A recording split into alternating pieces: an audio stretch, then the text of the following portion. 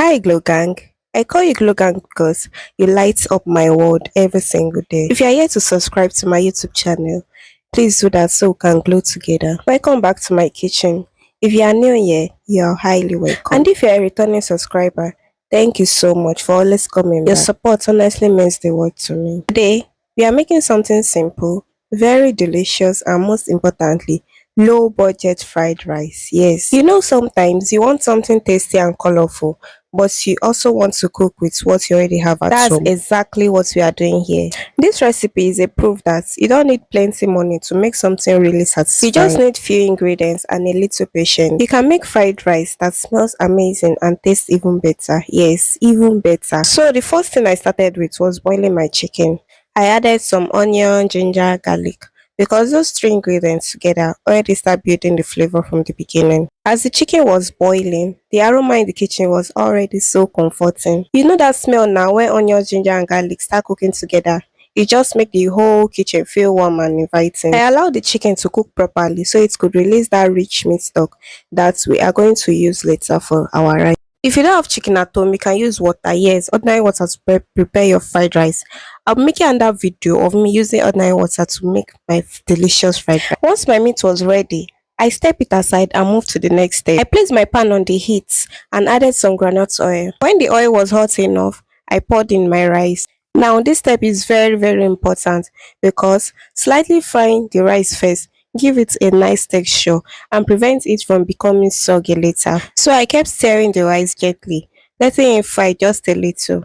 At this point, the kitchen was already smelling so good. After frying the rice to an extent, I introduced the chicken stock I got from boiling the chicken. Then I added my seasoning cubes to balance the taste. I allowed the rice to cook slowly and absorb all the bit flavor from the stock. Cooking is one of those things that can be very relaxing. Sometimes when I'm cooking, my mind just wanders and I start thinking about different stories people share with me.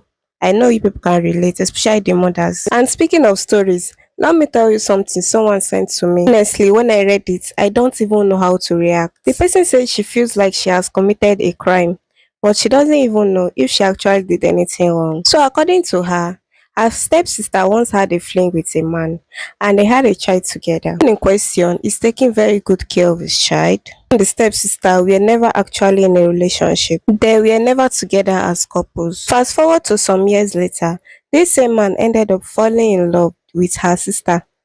I mean the baby mama's sister.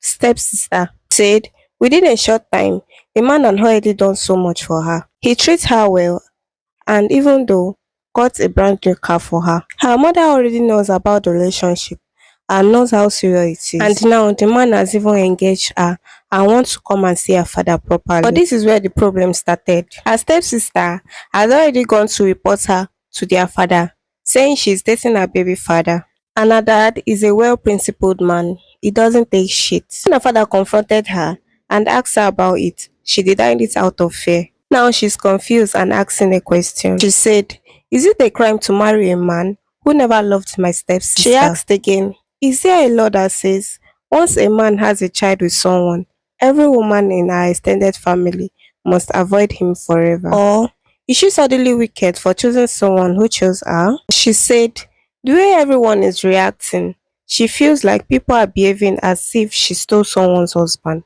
not a man who was single and available. And she ended by asking, what did I do wrong? Please don't forget to drop your opinion in the comment section. Let me know if she did wrong or right. When I read the story, I just sat quietly and thinking about it. Life can really be complicated sometimes. But anyways, let's go back to our fried rice before I start complaining. So I added my kidney beans and my green peas to cook together with the rice so that it can soften it. You know rice can be very sensitive. If you ignore it for too long, it will either burn or turn into porridge. So we must give it attention and patience to allow it to cook. And honestly, the aroma alone already made me proud of this pot of rice. Sometimes you just know your food is going to come out well. So I checked the texture of the rice. It was still kind of strong. So I added a little water and used my foil paper to cover it up. Now, we move to the part that really brings fried rice to life. The vegetables. Because without the vegetables, fried rice will just look shy and pale. The veggies are what give it that beautiful personality. I placed another pan on the heat and added a little oil. Then I started frying my liver first because that adds a very rich flavor to the rice. If you're a lover of liver like me, you already know the flavor it brings to fried rice is something else. As the liver was frying, the sound alone was satisfying. Sound that tells you something delicious is on its way. At this point, my rice was perfectly cooked. After the liver fried nicely, I added my carrots, green peas and sweet corn. And look at these colors. Honestly, food that looks colorful already makes you happy before you even taste it. The key here is frying them on a high heat. We don't want them to overcook because soggy vegetables in fried rice. We don't want that situation. As everything was frying together, the color in the pan were already looking so beautiful. Add everything together for a few minutes and allow the flavors to combine. At this point, the kitchen smells so good that if anyone walks in, they will immediately start asking questions. And then I added my green bell pepper, yellow bell pepper and red bell pepper. I added a cube of bouillon cube, then ginger garlic powder. Cooking like this reminds me that good food doesn't have to be complicated or expensive. Sometimes the simplest meal brings the most comfort. But I'm curious, what do you think about the story I shared earlier? Do you think she did something wrong? Or do you think people are overreacting? Everything was properly cooked. I poured the fried veggies and liver into my already cooked rice. And this is the moment fried rice becomes fried rice. I gently mixed everything together so the vegetables spread evenly throughout the rice. And just like that, our low budget fried rice is ready. Please, you can skip the part of where I added green bell pepper, red bell pepper and yellow bell pepper.